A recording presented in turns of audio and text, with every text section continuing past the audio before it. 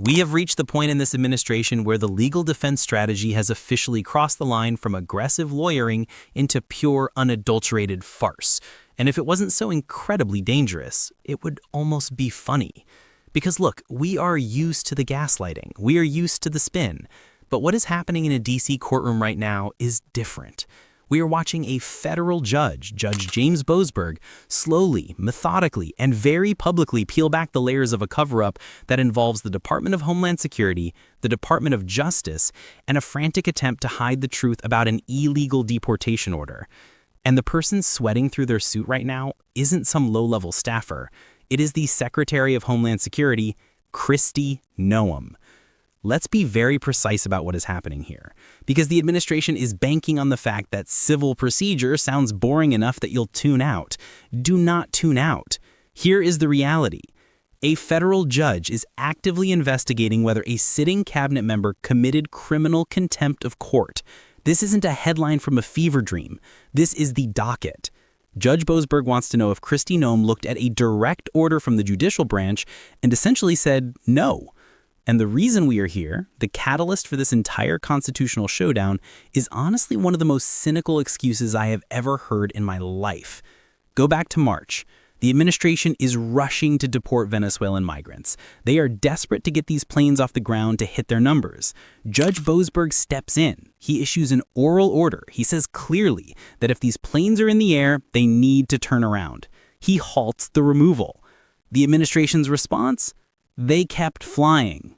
They landed those planes in El Salvador. They handed those people over to a foreign government. And when the court asked, "Excuse me, did I stutter?"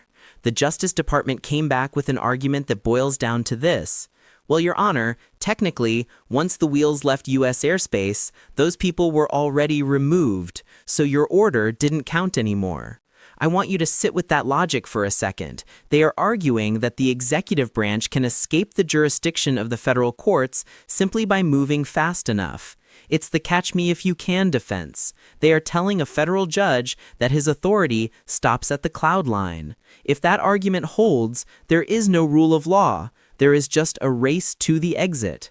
But here is the good news, and frankly, the shocking news. Judge Boasberg isn't buying it, and he definitely isn't buying Kristi Noem's latest attempt to wash her hands of it. Last Friday, Noem filed a declaration. It was short, it was dismissive. She basically said, "I didn't do it on purpose. I was following privileged legal advice from the DOJ. Translation, the lawyers told me I could break the rules so you can't be mad at me." She thought that note would be the end of it. She thought she could hide behind attorney-client privilege and walk away. Instead, on Monday, Judge Boasberg called her declaration cursory. He threw it out, and then he did the one thing this administration fears more than anything else. He demanded live testimony. He wants bodies in the chair. He has ordered Deputy Assistant Attorney General Drew Ensign to testify.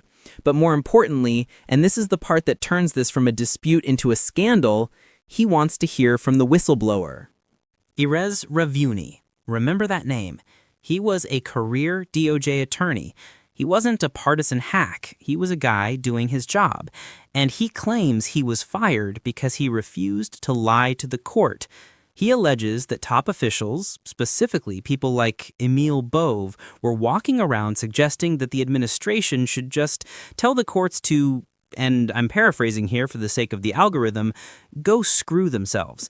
That is the allegation. Not a misunderstanding, not a technicality, but a premeditated top-down strategy to ignore the third branch of government because it was inconvenient for their political goals. So now we have a date, December 16th. The judge is demanding answers. The administration is scrambling to block the testimony, and Kristi Noem is realizing that privileged legal advice might not be a get-out-of-jail-free card when the judge thinks you might be lying. This is the precipice, and we need to talk about exactly how they tried to pull this off, because the paper trail is absolutely damning. We have to stop treating this like a standalone incident. If you look at the Kristi Noem contempt probe and see only a dispute about flight logs and timestamps, you are missing the forest for the trees. Because when you zoom out, when you actually look at the architecture of what this administration is building, you realize that the defiance of March 15th wasn't a breakdown in the system, it was the system working exactly as they designed it to. This is not a bug, this is a feature. We need to talk about the pattern of behavior here, because what happened on March 15th fits perfectly into a strategy that has been telegraphed, written down, and broadcasted for years. This is the implementation of the unitary executive theory on steroids. It is the belief that the executive branch is not co-equal with the judiciary, but superior to it, especially when it comes to national security and immigration. Let's connect the dots between the firing of the whistleblower, the use of the Alien Enemies Act, and the brazen defiance of a court order. First, look at the personnel. You don't fire a guy like Erez Reuveni because he's incompetent. You fire him because he is an obstacle. Reuveni represents what they call the deep state, but what sane people call the civil service. These are the institutional memory of the government. They are the lawyers who say, "Mr. Secretary, you can't do that because it violates the Administrative Procedure Act." In a normal administration, those lawyers are the guardrails. They keep you from getting sued. They keep you from breaking the law. But in this administration, a lawyer who says no is not a guardrail. He is a saboteur. Remember Schedule F? That was the plan to reclassify tens of thousands of civil servants so they could be fired at will. The goal was to replace career experts with political loyalists. What happened to Reuveni is Schedule F in practice. It is the purge. When he refused to sign briefs he believed were lies, he was removed. Why? To send a message to every other DOJ attorney, every other DHS staffer, every other bureaucrat in Washington. If you prioritize your professional ethics over the political mission, you are gone. This creates a culture of silence. It ensures that the next time a judge issues an order, there won't be an Erez Reuveni there to blow the whistle. There will only be loyalists like the ones who allegedly told Noem she could ignore the court. And who are these loyalists taking your cues from? Look at the names surfacing in this report. Emil Bove, a former personal lawyer for the president, now in a senior DOJ role. This is the shift we were warned about. We have moved from institutionalist lawyers, who view their client as the United States Constitution, to personal lawyers, who view their client as the man in the Oval Office. When Bove allegedly suggests telling the courts to F off, that isn't just a vulgarity, it is a legal philosophy. It is the philosophy that the president's will is absolute, and the courts are merely an annoyance to be managed, not an authority to be respected. This brings us to the second dot in the pattern, the Alien Enemies Act of 1898. Why are they using a law from the 18th century? Why dig up a statute that was written when we were fighting the quasi-war with France? It's not because they love history. It's because the Alien Enemies Act has a specific, terrifying superpower. It strips the courts of jurisdiction. Under standard immigration law, you have rights. You can apply for asylum. You can appeal a removal order. You can go to a judge and say, "If you send me back, I will be killed." But under the Alien Enemies Act, those rights evaporate. The determination of the president is supposed to be final. By invoking this act against Venezuelan migrants, claiming the Tren de Arhuaga gang makes them invaders, the administration is trying to create a legal black hole. They're trying to create a zone where judges like James Boasberg are powerless. So when Boasberg issued his order, the administration's internal logic was likely, he doesn't have the right to tell us what to do. We are operating under the Alien Enemies Act. We are at war. The courts have no say anymore. They didn't ignore the order because they didn't hear it. They ignored it because they don't believe the judicial branch has a seat at the table anymore. This was a jurisdictional test run. Think about it. If they can get away with ignoring a court order for 2 plane loads of people, what happens when it's 10 planes? What happens when it's 100 planes? They are stress testing the system. They are poking the judiciary to see if it bites. If Boasberg backs down, if he accepts Noem's privileged advice excuse, he validates their theory. He proves that the executive branch can override the courts as long as they have a clever enough lawyer and a fast enough plane. And let's look at the third dot, the silence of the legislative branch. Where is Congress in all of this? In a functioning system, if the executive branch defies the judicial branch, the legislative branch steps in. They hold hearings, they issue subpoenas, they threaten funding. But right now, crickets. This is part of the pattern too. The consolidation of power relies on a compliant legislature. By failing to investigate this, by failing to demand answers about why a cabinet secretary is facing a contempt probe, the majority in Congress is tacitly endorsing the behavior. They are co-signers on the defiance. We are watching the dismantling of checks and balances in real time. The check, the court, tried to act. The balance, the administration, ignored it. And the referee, Congress, is looking the other way. This connects back to everything else we are seeing. The attacks on the press, the threats to use the military domestically, the rhetoric about enemies from within. It is all part of the same mosaic. The strategy is speed and overwhelm. They move so fast, break so many norms, and defy so many orders that the system simply cannot keep up. By the time the Court of Appeals rules on the flight to El Salvador, 10 more flights have already left. By the time the whistleblower testifies, he has already been fired and discredited. It is a strategy of exhaustion. They are betting that the American public is too tired, too distracted, and too polarized to care about procedural issues like contempt of court. They are betting that you will look at this story and say, well, they were gang members, so who cares? But that is the trap. Because today, the enemy is a Venezuelan gang member. But the power they are claiming, the power to ignore a judge, the power to detain without due process, the power to strip you of your legal rights based on an executive decree, that power doesn't go away once the gang members are gone. Once you establish the precedent that the executive branch can tell a judge to F off, that precedent applies to everyone. It applies to journalists, it applies to political dissidents, it applies to you. We have seen this movie before. We saw it in the 1970s with Nixon. When the president does it, that means that it is not illegal. That is the exact same logic Kristi Noem is using. I can't be in contempt because I was following orders from the president's DOJ. But Nixon was stopped. He was stopped because the institutions held. The DOJ leadership resigned rather than fired the special prosecutor during the Saturday Night Massacre.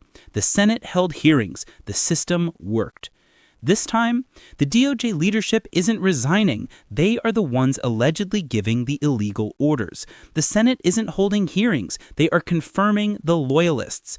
The only thing standing between the unitary executive and total unchecked power right now is Judge James Boasberg and a fired whistleblower named Erez Reuveni.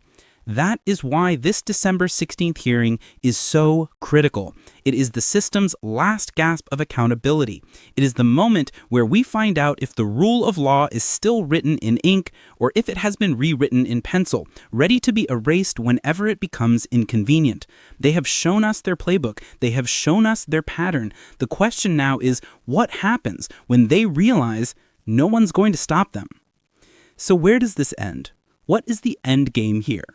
Because if you think this stops with 2 planes to El Salvador, you are not paying attention. If you think this stops with Kristi Noem getting a slap on the wrist, you are dreaming. We are staring down the barrel of a post-legal America. Let's play this out. Let's look at the 2 possible futures that hinge on what happens in Judge Boasberg's courtroom on December 16th. Scenario 1. The guardrails hold. In this version, Judge Boasberg looks at the evidence, he listens to the whistleblower, he listens to Drew Ensign, and he decides that the law is the law. He holds Kristi Noem in criminal contempt. He refers the case for prosecution. He establishes that no one, not a cabinet secretary, not a DOJ official, not the president himself, is above a court order. That would be a victory. But let's be real. It would be a messy one. It would trigger a war between the branches like we haven't seen since the Civil War. The administration would likely refuse to enforce the judge's order. They might even try to fire the judge's clerks or defund his court. It would be chaos. But it would be the chaos of a democracy fighting for its life. Scenario 2. The guardrails snap. This is the scenario that keeps me up at night. In this version, the administration wins. Maybe they delay the testimony. Maybe they claim executive privilege so broadly that the hearing becomes a farce. Maybe Boasberg, realizing he has no way to enforce his will, issues a weak censure and moves on.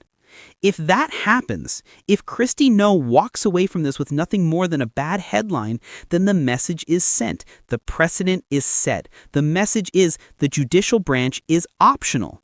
The moment the executive branch realizes that it can ignore a federal judge with zero consequences, the Constitution becomes nothing more than a piece of parchment in a museum.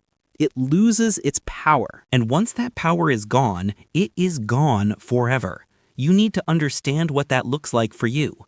Right now, you might be thinking, well, I'm not a Venezuelan migrant, so why should I care if they ignore habeas corpus? First of all, empathy is free, try it sometime. But second of all, you should care, because the tools they are forging right now will not be put back in the box. If they can use the Alien Enemies Act to bypass the courts for one group, they can use it for another. If they can declare that national security overrides a court order to stop a flight, they can use national security to override a court order to stop a search of your home, to stop the seizure of your bank account, to stop the shutdown of a protest. Do you see the slippery slope? It isn't a slope anymore. It is a cliff. We are watching the normalization of lawlessness in the name of order. They tell us they need to break the rules to keep us safe. They tell us the courts are too slow, too liberal, too weak to deal with the invasion. They are selling you authoritarianism and calling it efficiency. And the scariest part? It's working. Half the country is cheering for it. They are cheering for the strongman who cuts through the red tape, not realizing that the red tape is the only thing strangling the monster. This is why the whistleblower, Erez Reuveni, is so important. And this is why we have to have his back. Because right now, the cost of telling the truth in Washington is your career. If we let them destroy Reuveni, if we let them smear him as a traitor and bury his testimony, then the next Erez Reuveni stays silent. The next time a DOJ lawyer sees a crime, they look down at their desk and keep working. And that is how democracy dies. Not with a bang, but with a silence. It dies when the good people are too afraid to speak and the bad people are too powerful to stop. So, here is the reality check. On December 16th, we are going to find out what kind of country we live in. Are we a nation of laws, where a judge's gavel actually means something? Or are we a nation of men, where the only thing that matters is who sits in the big chair? Judge Boasberg is doing his job. He is holding the line, but he cannot do it alone. He needs the press to cover this, not as a process story, but as a 5-alarm fire. He needs Congress to wake up from its coma and do its job, and he needs us. He needs us to look at this and refuse to normalize it. He needs us to refuse to accept the lie that privileged legal advice is an excuse for breaking the law. He needs us to be outraged, because if we stop being outraged, we have already lost. The planes might have landed in El Salvador, but the crash site is here. It is in Washington. It is in our courts, and we are the ones who have to pull the wreckage apart and see if there's anything left worth saving. Make no mistake, the contempt probe of Kristi Noem isn't about her. It's about whether we, the people, still includes the people who interpret our laws, or if we have surrendered that power to the people who think they are above them. Decide which side you are on, because history is watching, and it is taking notes. I'm Ethan Cole. Keep fighting.